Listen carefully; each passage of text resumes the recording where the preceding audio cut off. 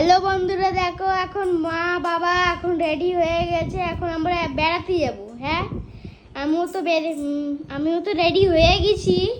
এ দেখো, দেখতে পেলে আমাকে? পুষ্পা ঝুঁকিনি সালে আরে হবে তো, তোমাদের দুইজনের রেডি করালাম। দেখো, এক ছেলে বাবা দুইজনাকে স্নান করালাম, দুইজনাকে জামা কাপড় পরালাম, বাবাকেও পরালাম, ছেলেকেও পরালাম। এখন বাবার এখন অবস্থা ভালো না, হাত কেটে গেছে।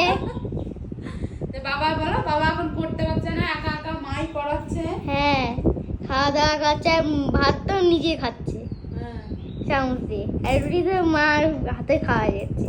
হ্যাঁ, তারপরে আমি রেডি হলাম। রেডি হব তো, তাই না?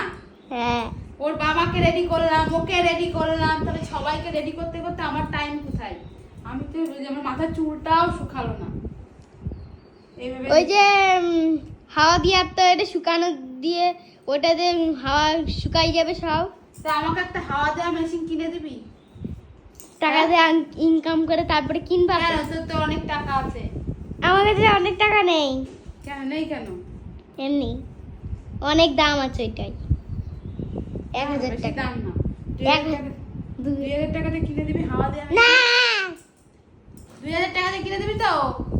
না, ওকে একটু দেখিয়ে দাও, ও এত বেলা আমাদের ক্যামেরা করছে। আজুকনি সালে পুঙ্গারে আবার কি সব?